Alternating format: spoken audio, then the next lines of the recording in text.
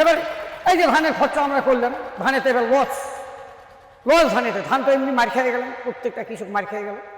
এখন ধানে মনে করেন যে লস হয়ে যাচ্ছে। এবার টাকা উঠবে কিনা জানি না, ফসল তো ভুললাম, তারপরে দেখা গেল টাকাই কিনা। বেশিরভাগ মানুষ কৃষক, হ্যাঁ, আপনারা কি ফসলের ন্যায্য দাম পান? না। কেন পান না? কেন পাই না বলতে, শোনেন, ন্যায্য দাম পাওয়ার মধ্যে ব্যাপার আছে। আমরা ফসল ঠিক টাইমে ফলাতে পারতেছি না, পয়সা কড়ি টান হয়ে যাচ্ছে। মনে করেন 20 টাকা সার 45 টাকা গিয়ে সুবলা হয়ে গেছে।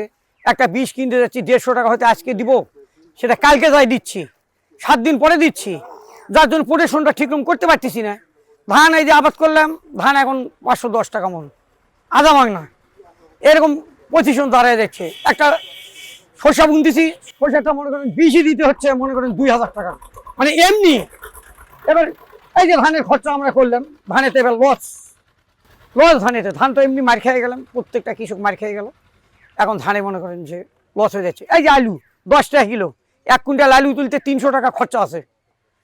তো 700 টাকার জন্য এখান থেকে মনে করেন বালুঘাটে গেলে আবার বস্তা প্রতি 25 টাকা করে নিচ্ছে, 50 টাকা কুইন্টালে, তার 600 650 টাকা যদি পাই, আলু কিনা হয়েছে মনে করেন 40 টাকা কিলো, তাহলে আমরা কি পয়সা পাবো? ন্যায্য পয়সা পাচ্ছি না। লঙ্কা আবাদ করতেছি, লঙ্কা এখান থেকে কোথাও যাচ্ছে না, তখন লঙ্কা 10 টাকা কিলো, তাও পাওয়া যাচ্ছে না পয়সা, 10 টাকা কিলোও নেয় না। সব ফসলে একই অবস্থা, একই পজিশন যাচ্ছে। কেন দামটা পাচ্ছেন না কেন? পাচ্ছি না মানে দেশের মাল বিদেশে পাচার হচ্ছে না, আবার বিদেশের মাল এখানে এসে যখন হাজির হচ্ছে, এই যে এখন দেখেন লেবু 5 টাকা পিস, লেবু আমাদের যখন হবে 1 টাকা পিস, 2 টাকা পিস, পাচ্ছি না। এখানকার কাঁঠাল হলে মনে করেন এখানে কাঁঠালের কোনো দামই নাই, বিক্রিই নাই। বাইরের কাঁঠাল আসতেছে 50 টাকা কিলো পাইকারি, সজনা বাইরের থেকে আসতেছে 800 টাকা পাল্লা। সরকার কি এই বিষয়টা নিয়ে কোনো রকম ভ্রুক্ষেপ করছে? না, কিছু করতেছে না, কোনো কিছু করছে না। তাহলে সরকারকে দেখা উচিত তো এটা। দেখা তো উচিত। এই যে সার 45 টাকা কিলো, কালকে 1 বস্তা সার নিয়ে এলাম 2250 টাকা। এবার টাকা উঠবে কিনা জানি না, ফসল তো ভুললাম, তারপরে দেখা গেল টাকা উঠলো মানে কেউ নজরও দেয় না। না, কেউ নজর দিচ্ছে না। এই সামনে ভোট আছে, কৃষকদের এগুলো তো দেখা ওই উচিত তো, নাকি?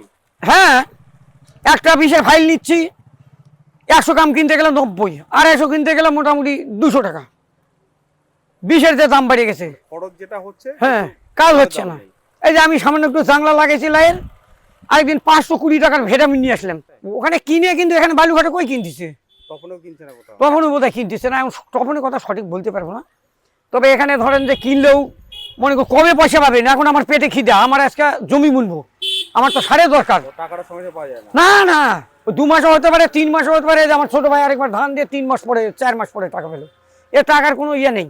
আপনার অ্যাকাউন্টে দিল, কবে পাবেন না পাবেন কোনো ঠিক নেই, অ্যাকাউন্টে দিবও না ঠিক টাইমে। আজ না কাল, কাল না পরশু, এই করতে করতে 6 মাস কাটাই দিল। ফসল ফলায় কৃষক, লাভ খায় বাজার, এ কেমন বিচার? ন্যায্য দাম না পেলে মাঠ শুকিয়ে যাবে, স্বপ্ন ভেঙে যাবে। কৃষক বাঁচলে দেশ বাঁচবে। এবার ন্যায্য হিসাব চাই।